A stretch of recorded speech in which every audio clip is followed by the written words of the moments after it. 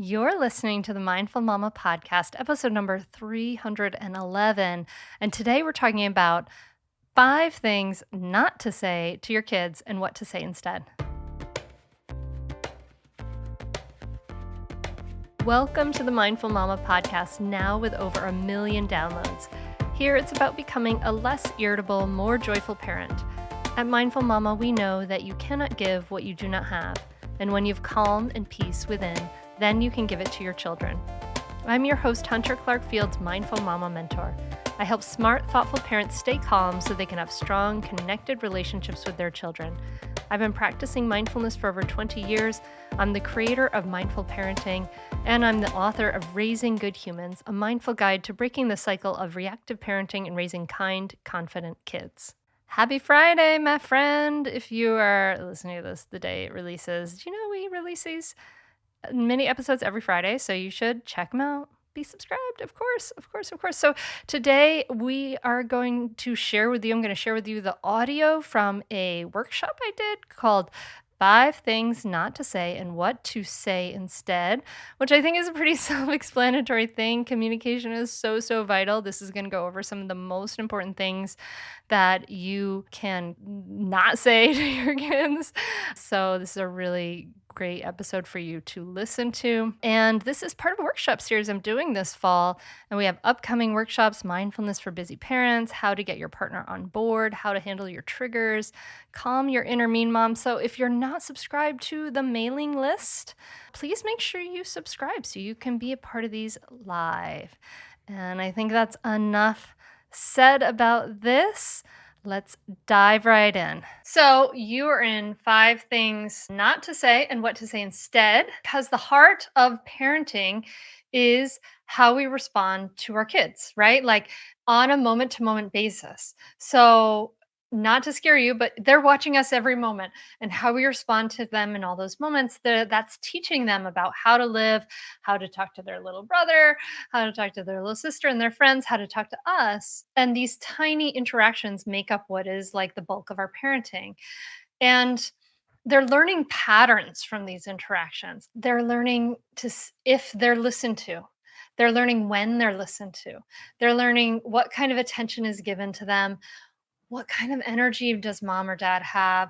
And they're learning how to talk to others like their younger siblings. Okay. So there's a lot going on here. I want to just take a moment because I know this can feel like heavy and challenging, that there's a lot of pressure on us and there's a lot of guilt. And a big part of what we're going to get into later is we're going to put this in the context of the big picture of the mindful parenting method. And a big part of the mindful parenting method is calming our reactivity. So we're going to start with that just now. Okay. So I am going to ask you to just take a moment just before we begin. Put a hand on your heart, please, with me, and close your eyes and just take a big breath in and sigh it out. And take another deep breath in, sigh it out. And keep your eyes closed. And I just want you to know, as you feel your breath here, that you are enough, that you are the perfect parent for your child, and that by being here, I want you to know that you are part of the solution. You're part of the healing. So, one more big breath in and sigh it out.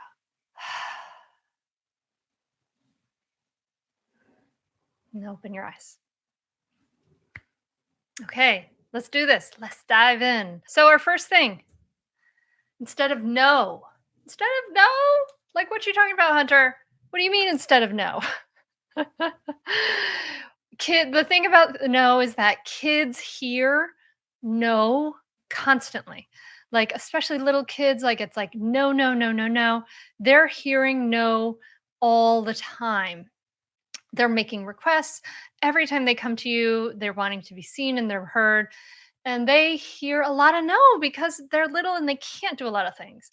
So we hear a lot of no.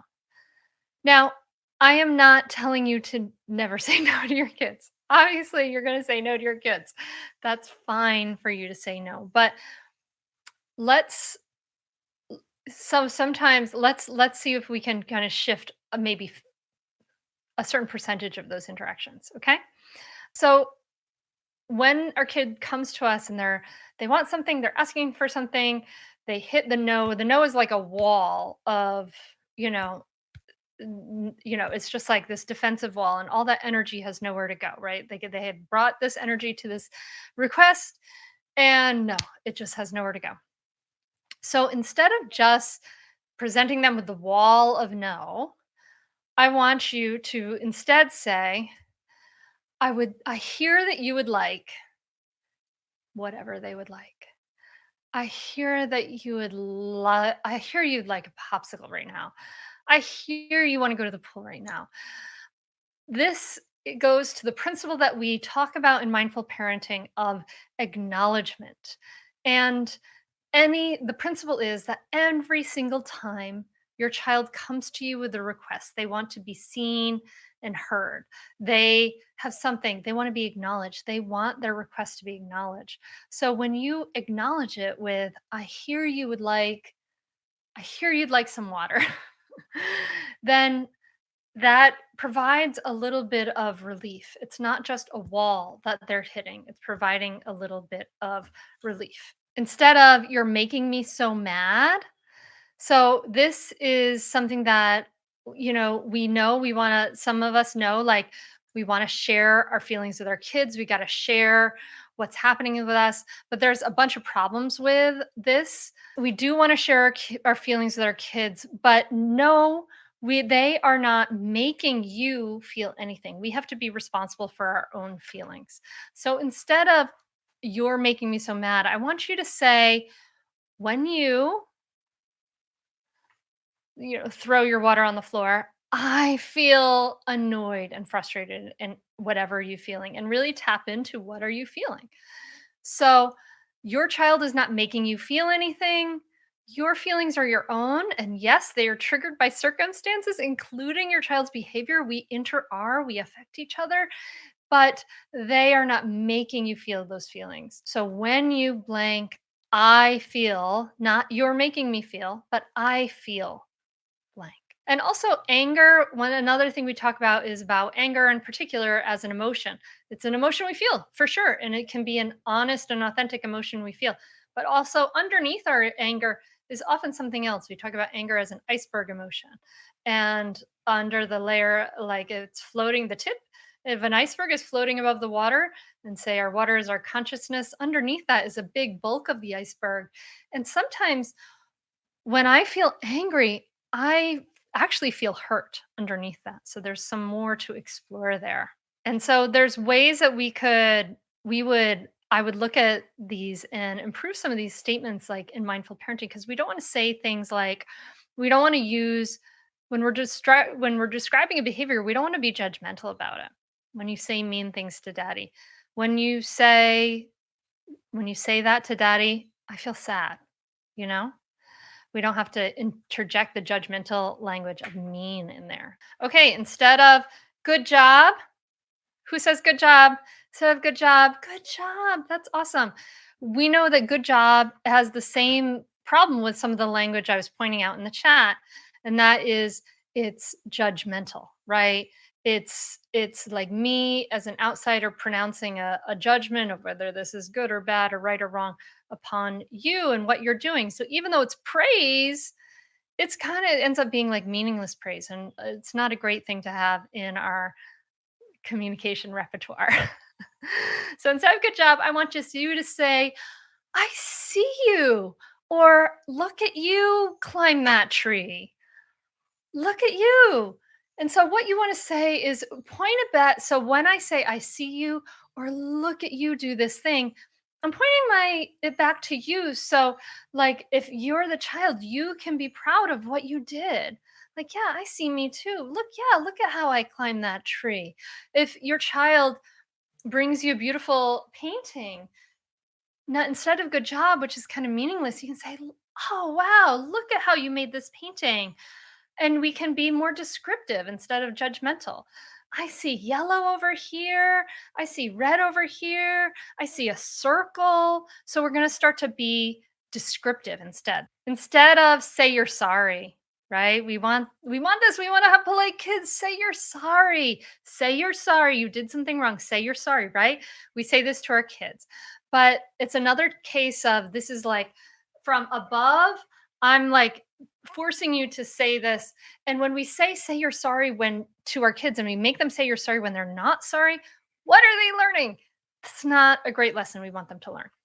So instead of that, I want you to describe how the behavior affected the other child and that child's feelings, right? Oh my gosh.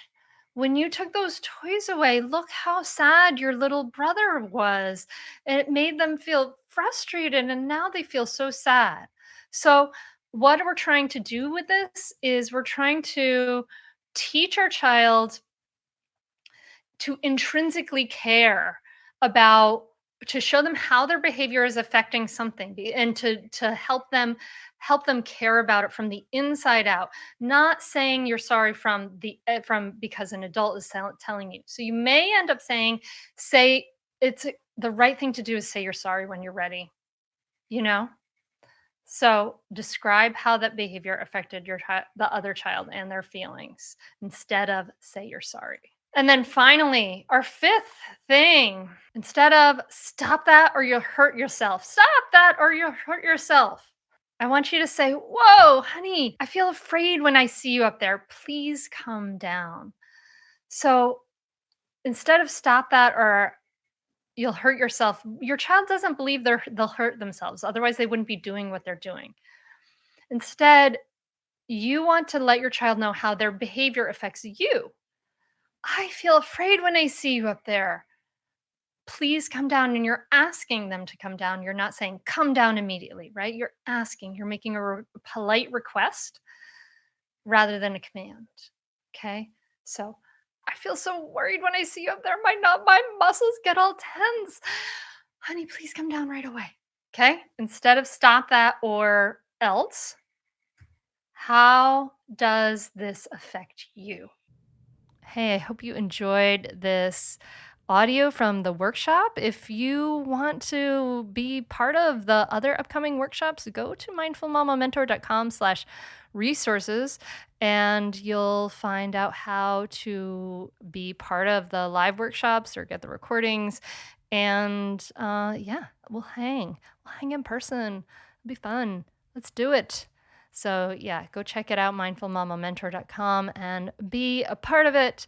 And I hope that this has been helpful. Love to hear your feedback as always. Love to see your screenshots. It really fills me up to see that this is reaching you. And it's like this is the connection. I love it. I'm so grateful for this time that we get to have together, and I love when you can let me know how it's impacting your life, because that makes all the difference in the world to me. So hope it's watering your good seeds, and I cannot wait to talk to you again soon. Thank you so much for listening. Namaste. I am still sometimes a yeller. I yell too much to my kids. I have 4 kids. It was really bad. I just have to take this to change something that was not healthy, not for me and not for my kids. I can listen to them, and that's great because they know that I'm listening to them. Now I'm less reactive. I'm not explode when my kids say something like I did before. It's calm. Everything is calm here now. So take these classes because we'll help you. We'll teach you a lot of things, and you can see that you are not alone in this world, that you're not a bad mother. I think you need to take these classes. I'd say definitely do it. It's really helpful. It will change your relationship with your kids for the better. It will help you communicate better. And I'd say communicate better as a person, as a wife, as a spouse. It's been really a positive influence in our lives. So definitely do it. I'd say definitely do it. It's so worth it. The money really is inconsequential when you get so much benefit from being a better parent to your children and feeling like you're connecting more with them and not feeling like you're yelling all the time or you're like, why isn't things working? I would say definitely do it. It's so worth it. It'll change you. No matter what age someone's child is, it's a great opportunity for personal growth and it's a great investment in someone's family. I'm very thankful I had this. You can continue in your old habits that aren't working, or you can learn some new tools and gain some perspective to shift everything in your parenting. Are you frustrated by parenting? Do you listen to the experts and try all the tips and strategies, but you're just not seeing the results that you want? Or are you lost as to where to start? Does it all seem so overwhelming with too much to learn? Are you yearning for a community of people who get it, who also don't want to threaten and punish to create cooperation? Hi, I'm Hunter Clark-Fields, and if you answered yes to any of these questions, I want you to seriously consider the Mindful Parenting membership. You'll be joining hundreds of members who have discovered the path of mindful parenting and now have confidence and clarity in their parenting. This isn't just another parenting class. This is an opportunity to really discover your unique, lasting relationship, not only with your children, but with yourself. It will translate into lasting, connected relationships, not only with your children, but your partner too. Let me change your life. Go to mindfulparentingcourse.com to add your name to the waitlist, so you will be the first to be notified when I open the membership for enrollment. I look forward to seeing you on the inside. mindfulparentingcourse.com.